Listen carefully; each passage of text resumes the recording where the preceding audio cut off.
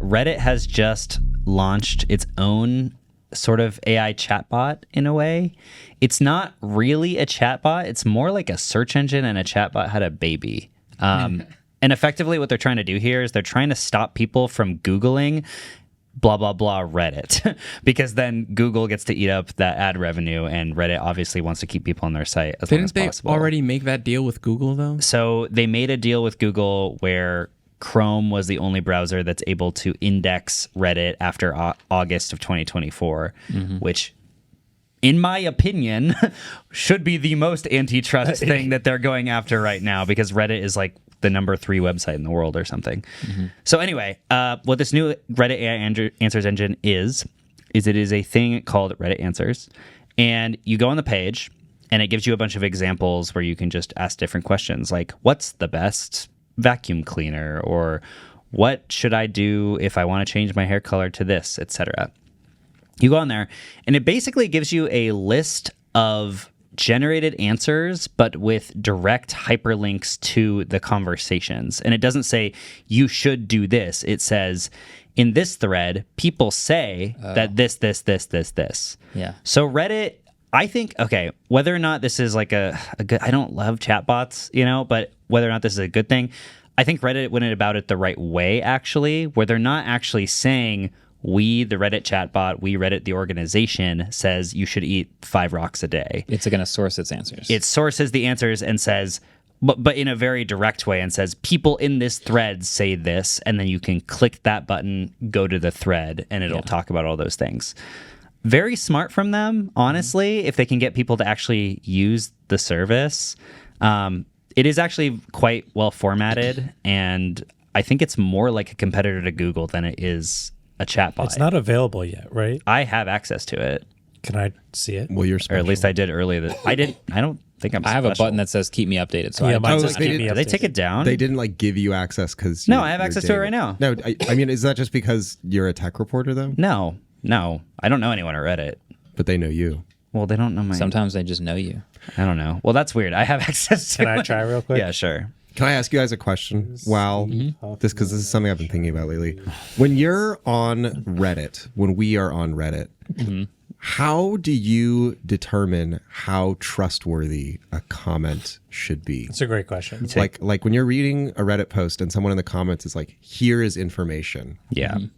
What is your personal veracity test? I mostly take everything with a grain of salt, and then I do Googles off of that information. It's the same way that I would use like Gemini or something like that. But it'll tell me something, and I use that to go Google other things, but I don't just believe what it says. Right. And if they don't provide links, that's not necessarily a red flag for you. That's a red flag. Okay. 100%. It helps if they provide links. It helps. I would say the more discourse there is based on the comment that I found, like, because it's Also really good. easy to just have a comment that's upvoted that could Yeah. be botted. Who knows? It's a small thing. It could just be like a comment and then a bunch of people saying that's great. That also could be botted. But if Yeah. there's like legitimately like multiple trees of conversations coming off of it, then I at least get like a gauge of knowing that like, that's 15 or 20 people that might Right. be part of a conversation. Or even if it's not 100% true, there might be useful Information stuff in there. Yeah, there. for sure. Totally. I Yeah. think that's another really That's good point. generally how I look at Reddit threads. You guys should give me a prompt, and I'll do this. It wouldn't do is Steve Huffman a giant loser? I guess it's too easy of a question. It's yes. I was going to say, typically, if it has a lot of upvotes, I just believe it. Ask it. Ask it. Should Andrew? When is the correct application for a multi-band compressor versus a dynamic equalizer? Okay. Marques, what about you? I like- How do you determine what's true? So, okay, yeah, context is everything. If I know enough of the context already, like if I'm in a subreddit I've been in a lot and I know the poster or I know something about this already, then it's kind of like asking AI. It's like a confirmation of what I already knew. If it's something totally new, then I'm with David. I'm taking that information and then either following the source links or going and Googling myself. Almost all the time. Big facts. Subreddit is really important. Yeah. Because like Yeah. with SEO, having links on Reddit is really important. And there's lots of subreddits out there that are literally for people to just post links to increase SEO. So if you can get into a subreddit you know is already like active, it has upvotes in that, it has comments in that, that's a good sign that it's real people talking about Also, it. know how to sort. Because if you're looking for something that is like the best recommendation for something, then often the most upvoted one is a good place to look. But if you're looking for something that has not been tried before, then sorting by controversial might be better. Yes. No, I remember in like 2012 when I first got on Reddit and I was so excited about it because I was like, this is such a good system. If people are upvoting it, it'll bubble to the top, and that just means you get quality information. But there's a thing called the hive mind on Reddit, which is where if most people think a certain way, you are more likely to think that way. So I have experienced this myself before, where I have gone to some sort of question and I see something that's very highly upvoted and I go to upvote it without even really reading much of it, and then I go, whoa, hold on. Let me read this next couple. Yeah. People want to be part of groups, and so they go to think and do the way that the general group of people thinks and does. So you really need to make sure that you're taking your time there. I just did Ellis's question in Reddit Answers. What is the correct application for a multi-band compressor versus a dynamic equalizer? Is this one that has a definitive answer? It has a pretty definitive answer, but I thought it would be a good one because there are things that are like absolutely true about that question, and then there are finer flavor, like taste, skill, very niche trade stuff. Okay. And I only wanted to ask that question also because my answer to the question I asked you guys, how do you determine? I don't have a great answer, and I thought you guys had really good things. But one hard rule that I follow on Reddit is that if someone ever begins a comment with insert occupation here, answer, you are lying. Like, I have never, ever Doctor here. Exactly. I've never, ever read an audio thing where someone began a question, audio engineer here, or answer audio engineer here, and then gave even one correct piece of information ever. And I just feel like there's a lot of people on Reddit. I feel like actual professionals would never do that. Yeah. You know what I mean? I would never be like, hi, this is my job. So I worry about this bot being unable to determine the difference. But the answer you gave wasn't terrible. Again, at least it's not just an LLM that is making up a bunch of random stuff based on a giant data set. Like, at least it's taking from Reddit itself and then directly linking to everything that it says. So I think that's an inherent strength because it's Reddit, so it's only looking at Reddit. Yes. So if you are Google and you're looking at the entire internet, that could be a pro sometimes, but is actually harder to sort through. Yeah. And if you're Gemini and you're not linking back to sources, it's almost less useful. Yeah. Where with Reddit, you are just looking through Reddit. So if you're going to give me an answer or even summarize it with an LLM, fine, but link me back to where you got it from because I know it's from Reddit. Right. Find me where you got it from. Yes. So it's doing that. And again, you should take everything you read on Reddit with a giant grain of salt as well. Yeah. But you should also just feel that way about most of the things that you consume on the internet. Yeah. So Is the part of this that's AI just the language like you're typing into the box for the search? Because the rest of it just seems like a search engine. Like if it's Which sourcing Reddit it, notoriously like a search engine. basically hasn't had for its entire existence. So they it used to seems to use me like- Google search engine for a long time and just narrowed it. The beginning of Reddit, they had a search bar. When you would search something, it would just do a Google search, but narrow it to reddit.com. Yeah. So, Which is how most people use Google anyway. I'm sorry, Adam, I cut you off. Not most people. No, that was it. That was my question. Okay. Yeah. It does feel more like a search engine with some answer engine stuff in it.